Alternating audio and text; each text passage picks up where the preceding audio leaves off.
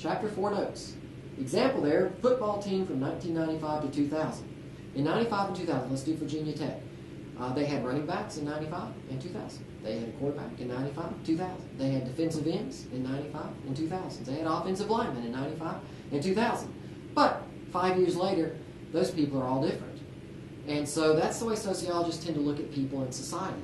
And this is something that is difficult for a lot of people to handle. But for sociologists, what they're going to say is that you're not unique. You're not special.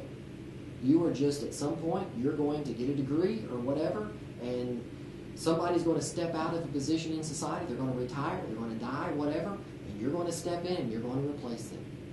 And that's the way sociologists sort of look at society, is you're right now, if you're in school and you're hoping to get a job in the future, you're developing a set of skills that will allow you to become Susan, working at wherever. And one day you're going to be the new Susan.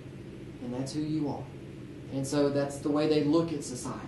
It's hard to look at it that way because we all like to think of ourselves as individuals and we're unique and we're different and we're going to change the world. And sociologists go, that's great. You know, you can think that way if you want, but very, very, very, very few people ever really change the world. There are some that change the world, but there aren't very many. Bill Gates, personal computers, huge change in the world. He changed the world. He didn't just step in to somebody else's position. He actually created a new position and created something new in society. But there aren't a lot of Bill Gates in the world.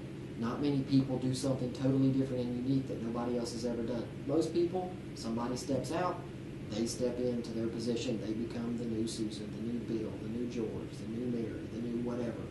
And so that's the way that sociologists look at society. Social status, position within society that an individual occupies, that's just, you hear people talk about the different hats that you wear as you go through the day. So that could be anything that you are. For me, I've got kids, so one of the hats I wear would be father. So an example there for me would be father. For you, it might be daughter, son, student, employee, whatever you might be. Prominent status, status most important to you at a particular time.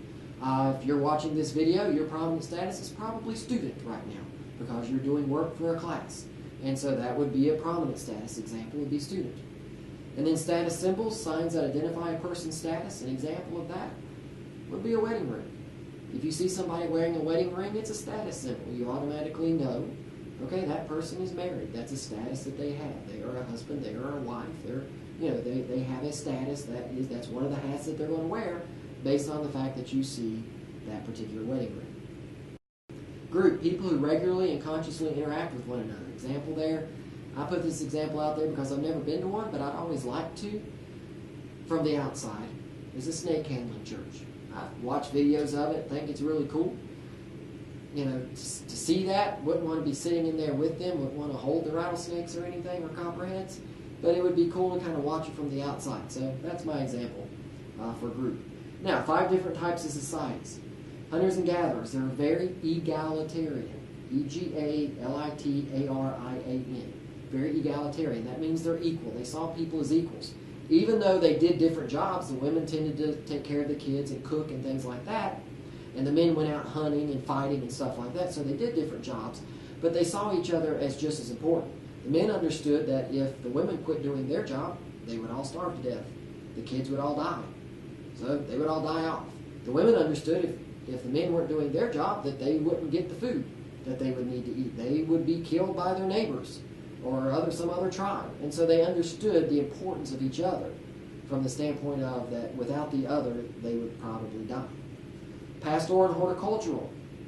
During this time, social inequality was introduced. This is when we started getting social inequality, was during pastoral horticultural. Agricultural society. Social inequality becomes a permanent fixture. So it was introduced during pastoral horticultural. You started seeing it pop up all over the place.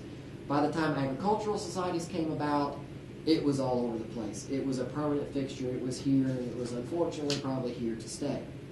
Industrial societies brought about greater inequality and greater surplus. So we had so much more surplus under industrial societies that there was inequality before, but then the inequality just exploded. You used to have people that had a little bit more than other people. Then industrial societies hit, and it became people had a whole lot more than other people. That difference, that gap, really increased that we see. Impression management. The example there would be servers. Efforts we make to manage the impressions of others around us. You know, if you're a waiter, waitress, server, you've got to manage the impressions of others. You've got to make them think that, you know, you like them, that you think they're funny, that you think their kids are cute. You know, whether they're cute or not. Even if those kids are taking plates and dumping the food out and you're thinking, great, that's an extra, 15 minutes of cleanup time. You're not going to show that you're upset because you know that you've got to, manage your impressions, manage their impression of you to have them give you a good tip. And so servers use impression management all the time. Role strain, when the same role presents inherent conflict. Example, student. Now this is an online class, so that's different. Let's say you're a student in class. You have two different things pulling at you. One is the other students. You want them to be friends. You want them to like you. But at the same time, you've got the teacher, professor, that you want them to like you. And sometimes those can sort of pull in different directions and make it difficult. And so, you've got to try to balance that. You don't want the teacher to dislike you and maybe hurt your grade in some way. But at the same time, you don't want to just become that real brown-noser, bringing an apple every day and erasing the board every day and everything to the point that your fellow students don't like you. So you've got that sort of balancing act that you have to do. And then behaviors are based on our idea of real, not what may actually be real. Example there, party. You go to a party. You go walking into the party. And let's say it's me. I go walking into this party back when I was in college. And there are two females sitting at a table. As I walk in, one of them turns toward me, has this huge smile on her face, looks at me for a couple seconds, and then turns back to her friend. Well, what might have happened is that her friend may have just told her a joke. She thought it was kind of funny. She saw the door open up. She looked over at me just as the door opened. Huge smile from the funny joke that was told her.